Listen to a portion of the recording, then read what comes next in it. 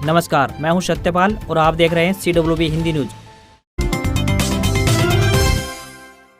हरियाणा में अब बारिश और बर्फबारी से छाएगा कोहरा, मौसम विभाग ने जारी किया येलो अलर्ट। हरियाणा में आने वाले दिनों में धुंध और गहरी होगी। इसको लेकर बाकायदा मौसम विभाग ने 13 दिसंबर तक येलो अलर्ट जारी कर दिया है। मौसम के बदलने का कारण उत्तरी पर्वतीय क्षेत्रों में एक पश्चिमी विक्षोभ के आने से, मैदानी क्षेत्रों में दक्षिण पूर्वी हवाओं की चलने से वातावरण में नमी की मात्रा बढ़ गई है। एक ताजा पश्चिमी विक्षोभ उत्तर पर्वतीय क्षेत्रों में पहुंचा है। इसकी वजह से उत्तरी पहाड़ी इलाकों में हल्की बारिश और बर्फबारी की संभावना है। मैदानी राज्यों खासकर हरियाणा, NCR और दिल्ली में सीमित स्थानों पर हवा की दिशा बदलने से हल्के बादल छाए रहेंगे। इस दौरान पूरे हरियाणा, NCR और दिल्ली में मौसम साफ और शुष्क रहेगा। हालांकि दक्षिण पूर्वी नम हवाओं से वातावरण में भरपूर नमी के कारण सुबह के समय प्रदेश में धुंध और कोहरा छाए रहने की संभावना है। मौसम विभाग ने 10 से 13 दिसंबर तक पूरे इलाके में येलो अलर्ट जारी कर दिया है। हरियाणा में 2023 की छुट्टियों का ऐलान, सरकार ने जारी की लिस्ट। कई सरकारी छुट्टियां रविवार को। हरियाणा में मनोहर सरकार ने 2023 वर्ष की सरकारी छुट्टियों का ऐलान कर दिया है। सरकार ने छुट्टियों की लिस्ट जारी की है। लिस्ट के अनुसार 52 शनिवार और 53 रविवार के अलावा अलग अलग पर्वों और विशेष मौकों पर छुट्टियां रहेंगी। वहीं पर्वों और विशेष मौकों की कई छुट्टियां रविवार को है। अहम बात यह है कि इस बार दिवाली समेत अन्य त्योहार शनिवार व रविवार को आ रहे हैं। ऐसे में कर्मचारियों को 8 छुट्टियां कम मिलने वाली हैं। महेंद्रगढ़ के नारनौल के अटेली में गरजे नंबरदार, 75 साल की उम्र में रिटायरमेंट और मेडिकल फिटनेस का विरोध, सौंपा ज्ञापन। हरियाणा में महेंद्रगढ़ जिला के अटेली में नंबरदार एसोसिएशन ने बैठक कर मांगों को लेकर चर्चा की। तहसील कार्यालय में एक ज्ञापन भी सौंपा गया। बैठक में सरकार के द्वारा लिए गए फैसलों पर नाराजगी जताई। नंबरदार एसोसिएशन के प्रधान रमेश कुमार ने बैठक में कहा कि सरकार द्वारा एक पत्र जारी कर नंबरदारों की नियुक्ति और सरबराह नंबरदारों की नियुक्ति पर रोक लगा दी गई है। वहीं नंबरदार की उम्र 75 वर्ष निर्धारित कर दी गई है और 60 वर्ष से ज्यादा उम्र के नंबरदारों से मेडिकल फिटनेस सर्टिफिकेट मांगा गया है। उन्होंने बताया कि सरकार के इस निर्णय से नंबरदारों में नाराजगी है। उन्होंने कहा कि नंबरदार की प्रथा बहुत प्राचीन है। नंबरदार शासन, प्रशासन और जनता के बीच एक कड़ी का काम करता है। दलगत राजनीति से ऊपर उठकर सामाजिक कार्यों में भी नंबरदार सहयोग देते हैं। उन्होंने कहा कि नए नंबरदारों की नियुक्ति पर रोक लगाना सरासर गलत है, जिसका पूरे प्रदेश में विरोध हो रहा है। अब इनकम की जांच करने घर आएगी टीम। टेबल पर बैठे ही नहीं होगी फैमिली आईडी में वेरिफिकेशन। परिवार पहचान पत्र यानी PPP में इनकम वेरिफिकेशन का कार्य पूरी सख्ती से किया जाएगा। जो भी कर्मी PPP में इनकम वेरिफिकेशन करेगा वो टेबल पर बैठकर वेरिफिकेशन नहीं कर सकेगा। वेरिफिकेशन के लिए उसे शिकायतकर्ता के घर तक जाना होगा और फिर वहीं से इनकम वेरिफिकेशन का काम इनकम वेरिफिकेशन ऐप के जरिए करना होगा। हालांकि पहले मैनुअल तरीके से भी यह काम हुआ है, लेकिन इसके चलते बिना घर जाए वेरिफिकेशन करने की शिकायतें प्रशासन को मिलती रही हैं, जिसके चलते अब ये कदम उठाया गया है। इसके अलावा जिस भी कर्मचारी की शिकायत मिलती है उसके खिलाफ सख्त कार्रवाई भी अमल में लाई जाएगी। JJP रैली में दुष्यंत चौटाला के कई ऐलान, बोले बुढ़ापा पेंशन की टीस मन में 5100 रुपए करवा कर ही रहूंगा। हरियाणा के उप मुख्यमंत्री दुष्यंत चौटाला ने कहा कि JJP का एक वायदा 5100 रुपए बुढ़ापा पेंशन का था, जो अभी तक पूरा नहीं हुआ है। इसकी टीस मन में है, लेकिन अभी सरकार के 2 साल बकाया है और JJP अपने इस वायदे को पूरा करवा कर ही रहेगी। डिप्टी CM शुक्रवार को भिवानी के हुड्डा ग्राउंड में जननायक जनता पार्टी के 5वें स्थापना दिवस पर आयोजित जन सम्मान दिवस रैली में संबोधित कर रहे थे। इससे पहले JJP राष्ट्रीय अध्यक्ष doctor Ajay Singh Chautala, deputy CM Dushyant Chautala सहित पार्टी के तमाम वरिष्ठ नेताओं एवं पदाधिकारियों ने जननायक स्वर्गीय चौधरी देवलाल की प्रतिमा पर पुष्प अर्पित कर उन्हें नमन किया। इमारतों के नजदीक हाई टेंशन तारों को लेकर हाईकोर्ट ने लिया संज्ञान। हरियाणा सरकार से मांगी रिपोर्ट। बिजली की हाई टेंशन तारों के कारण भविष्य में किसी की जान न जाए, इसके लिए खाका तैयार करने के लिए अब बिजली विभाग, स्वास्थ्य विभाग, उद्योग विभाग व शिक्षा विभाग मिलकर काम करेंगे। इसके साथ ही वर्तमान में जिन संस्थाओं के ऊपर से तारें जा रही हैं, उनका समाधान निकालने का भी प्रयास किया जाएगा। हाईकोर्ट ने हरियाणा सरकार को इस बारे में स्टेटस रिपोर्ट दाखिल करने का आदेश दिया है। सांसद दीपेंद्र हुड्डा बोले, मेडिकल छात्रों की मांगे मानने के बजाय जोर जबरदस्ती और दमन का रास्ता न अपनाएं। सांसद दीपेंद्र हुड्डा ने संसद में मेडिकल बॉन्ड पॉलिसी रद्द करने की मांग का नोटिस दिया। उन्होंने हरियाणा समेत पूरे देश में मेडिकल विद्यार्थियों पर थोपी जा रही मेडिकल बॉन्ड पॉलिसी और इसके चलते हरियाणा में उत्पन्न चिंताजनक हालातों के अति महत्वपूर्ण मुद्दे को सरकार के संज्ञान में लाते हुए मांग करी कि मेडिकल बॉन्ड पॉलिसी को तत्काल प्रभाव से रद्द किया जाए, ताकि हरियाणा समेत अन्य प्रदेशों के मेडिकल विद्यार्थियों व आम रोगियों को राहत मिल सके। राज्यसभा में दिए गए नोटिस में ने दीपेंद्र हुड्डा ने कहा कि हरियाणा में बॉन्ड पॉलिसी के नाम पर मेडिकल छात्रों पर बढ़ी हुई फीस के साथ कॉलेज और संबंधित बैंक से 4.5 लाख के कोर्स के लिए लगभग 40 लाख रुपए का बॉन्ड कम ऋण एग्रीमेंट भरने की बाध्यता लागू की जा रही है, जिसके विरोध में मेडिकल छात्र कई महीने से आंदोलनरत हैं और लगातार सरकार से इस पॉलिसी को रद्द करने की मांग कर रहे हैं। सरकार मेडिकल छात्रों की मांगे मानने के बजाय इनके साथ जोर जबरदस्ती और दमन का रास्ता अपना रही है, जिससे न केवल छात्रों का नुकसान हो रहा है बल्कि प्रदेश भर में चिकित्सा व्यवस्था अस्त व्यस्त हो रही है और इलाज के लिए अस्पताल आने वाले आम रोगियों को भारी परेशानी उठानी पड़ रही है।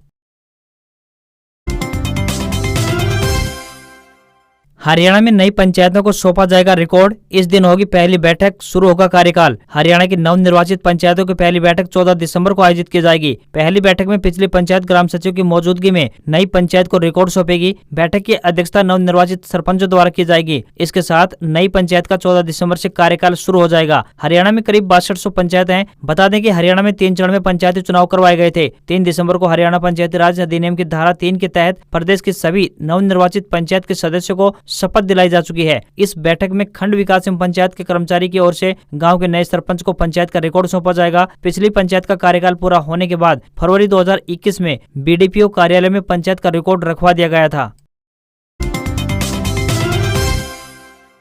डॉक्टर भीमराव अंबेडकर मेधावी छात्र योजना में हरियाणा में सभी वर्गों के छात्रों को मिलेगी छात्रवृत्ति। हरियाणा सरकार ने डॉक्टर भीमराव अंबेडकर मेधावी छात्र संशोधित योजना वर्ष 2022-23 के लिए अनुसूचित जातियां एवं पिछड़े वर्ग के साथ साथ अन्य वर्गों के छात्रों को भी योजना में शामिल किया जाएगा। संशोधित योजना के अनुसार इस योजना में अब अनुसूचित जाति एवं जनजाति, घुमंतु जाति व पिछड़े वर्ग के साथ साथ अन्य सभी वर्गों के छात्रों को भी 10वीं कक्षा के उपरांत छात्रवृत्ति प्रदान की जाएगी। डॉक्टर भीमराव अंबेडकर मेधावी छात्र संशोधित योजना वर्ष 2022-23 के लिए 4 लाख रुपए तक की पारिवारिक वार्षिक आय वाले पात्र विद्यार्थी आगामी 31 जनवरी 2023 तक अपना आवेदन ऑनलाइन भर सकते हैं। इन विद्यार्थियों को 8,000 रुपए से लेकर 12,000 रुपए तक की छात्रवृत्ति प्रदान की जाएगी। डाटा एंट्री ऑपरेटर के पदों पर भर्ती, स्नातक पास उम्मीदवार भेजे अपने आवेदन। स्नातकोत्तर चिकित्सा शिक्षा एवं अनुसंधान संस्थान चंडीगढ़ द्वारा डाटा एंट्री ऑपरेटर के पदों पर भर्ती के लिए आवेदन मांगे गए हैं। जो भी उम्मीदवार इन पदों के लिए इच्छुक है वह अपने आवेदन भेज सकते हैं। आपको बता दें कि यह भर्तियां कॉन्ट्रैक्ट आधार पर 3 महीनों के लिए की जाएंगी। बाद में आवश्यकता अनुसार इस अवधि को बढ़ाया भी जा सकता है। पुरुष और महिला दोनों वर्गों के उम्मीदवार आवेदन कर सकते हैं। आवेदन करने की अंतिम तिथि 22 दिसंबर 2022 तय की गई है। इन पदों पर आवेदन भेजने वाले उम्मीदवार स्नातक पास होने चाहिए तथा उनके पास 1 वर्ष कंप्यूटर एप्लीकेशन डिप्लोमा भी होना चाहिए तथा आवेदक को 1 साल का अनुभव होना चाहिए। किसी भी वर्ग के उम्मीदवार को कोई भी आवेदन शुल्क नहीं देना है। न्यूनतम आयु 18 वर्ष और अधिकतम आयु 30 वर्ष निर्धारित की गई है। इन पदों के लिए उम्मीदवारों को ईमेल से आवेदन करने होंगे। हरियाणा में भर्तियों की भरमार, सरकार 1 लाख पद भरने को तैयार, नए साल पर तोहफा। हरियाणा के बेरोजगार युवाओं के लिए राहत की खबर है। वर्ष 2024 के विधानसभा चुनाव से पहले हरियाणा सरकार ने प्रदेश के विभिन्न विभागों में खाली पड़े करीब 1 लाख पदों को भरने की तैयारी कर ली है। इन पदों को हरियाणा कौशल रोजगार निगम और हरियाणा लोक सेवा आयोग व हरियाणा कर्मचारी चयन आयोग के माध्यम से भरा जाएगा। सरकार का लक्ष्य है कि वर्ष 2023 में इनकी भर्ती प्रक्रिया पूरी कर ली जाए। इसी कड़ी में हरियाणा कौशल रोजगार निगम ने 5 भर्तियां निकाली हैं। इनमें आयुष योग सहायक, चपरासी, कार्यालय सहायक, मल्टी स्किल वर्कर और डाटा एंट्री ऑपरेटर के पद शामिल हैं। डाटा एंट्री ऑपरेटर के लिए 15 दिसंबर और शेष 4 श्रेणियों के लिए 13 दिसंबर तक आवेदन किया जा सकता है। इसके अलावा इसी महीने टीजीटी के स्थायी 7,441 पदों को भी दोबारा से विज्ञापित किया जाएगा। निगम और दोनों आयोगों को सरकार ने भर्ती प्रक्रिया में तेजी लाने का निर्देश जारी किया है। राजस्थान में बॉर्डर पर पाकिस्तानी बीएसएफ जवानों पर की फायरिंग, कोई हताहत नहीं। राजस्थान के श्रीगंगानगर जिले के हनुमानगढ़ सेक्टर में पाकिस्तानी सीज फायर का उल्लंघन किया है। बीएसएफ अधिकारी के मुताबिक शुक्रवार को पाकिस्तानी रेंजर्स ने किसानों और जवानों पर 6 से 7 राउंड फायरिंग की। बदले में भारतीय जवानों ने भी जवाब दिया। घटना में किसी के हताहत होने की खबर नहीं आई है। अधिकारियों के मुताबिक बीएसएफ ने गोलीबारी की घटना के बाद शनिवार को एक फ्लैग मीटिंग बुलाई है। मीटिंग श्रीगंगानगर जिले के अनूपगढ़ सेक्टर में होगी। माना जा रहा है कि इसमें पाकिस्तान के अधिकारी भी शामिल हो सकते हैं।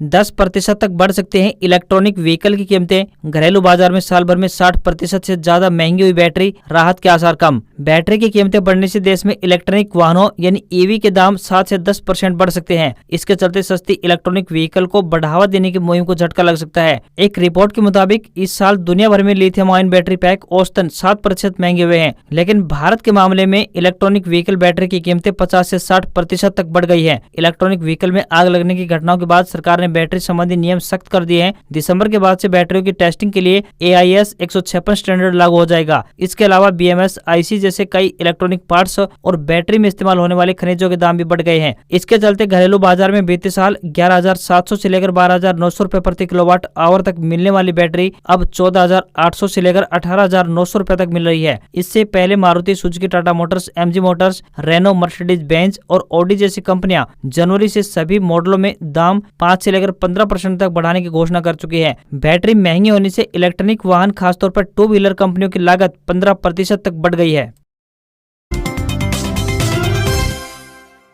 सरकारी नौकरी अपडेट। इंडियन नेवी की अग्निवीर भर्ती में 20% सीटें महिलाओं के लिए 10वीं पास और अनमैरिड होने पर मिलेगा मौका। इंडियन नेवी में अग्निवीरों की भर्ती में 20% सीटें महिला कैंडिडेट के लिए आरक्षित हैं। वर्तमान में भारतीय नौसेना में 550 महिला अधिकारी अलग अलग पदों पर पोस्टेड हैं। जो लड़कियां अग्निवीर नेवी में शामिल होना चाहती हैं वे एलिजिबिलिटी और सैलरी जरूर जान लें। महिलाओं की उम्र 17.5 साल से लेकर 21 साल के बीच होनी चाहिए व 10वीं पास होनी चाहिए। उन्हें अनमैरिड भी होना चाहिए। उनकी हाइट की बात करें तो 152 इंच यानी 4 फीट 11 इंच होनी चाहिए। इस भर्ती में लड़कियों के लिए हाइट में छूट दी गई है, जिसकी जानकारी के लिए इंडियन नेवी की ऑफिशियल वेबसाइट पर विजिट कर सकते हैं। इस एग्जाम में ऑब्जेक्टिव टाइप क्वेश्चन पूछे जाएंगे, जिन्हें 30 मिनट में सोल्व करना होगा। इसमें मैथ, साइंस और जनरल नॉलेज से जुड़े सवाल पूछे जाएंगे। इंडियन नेवी में नौकरी पाने के पहले साल महिला अग्निवीरों को 30,000 रुपए सैलरी दी जाएगी। इसके बाद दूसरे साल हर महीने 40,000 रुपए, वहीं तीसरे साल 36,500 रुपए और चौथे साल 40,000 रुपए सैलरी दी जाएगी। IT शेयर्स की जोरदार बिकवाली। सेंसेक्स 389 अंकों की गिरावट के साथ 62,181 पर बंद। HCL टेक करीब 7% टूटा। हफ्ते के 5वें कारोबारी दिन शेयर बाजार में गिरावट देखने को मिली है। सेंसेक्स 389 अंक टूटकर 62,181 के स्तर पर बंद हुआ। वहीं निफ्टी की बात करें तो निफ्टी 112 अंकों की गिरावट के साथ 18,496 के स्तर पर आ गया है। सबसे ज्यादा 6.72% की गिरावट HCL टेक में और सबसे ज्यादा 2.24% की तेजी नेस्ले इंडिया में रही है। वहीं सराफा बाजार की बात करें तो सराफा बाजार में सोने का भाव 53,937 रुपए प्रति 10 ग्राम पहुंच गया है। वहीं चांदी के भाव की बात करें तो चांदी का भाव 65,358 रुपए प्रति किलोग्राम रहा है। वहीं $1 का रेट 82 रुपए 28 पैसे के स्तर पर पहुंच गया है। आज खबरों में बस इतना ही। देखते रहिए CWB हिंदी न्यूज। नमस्कार।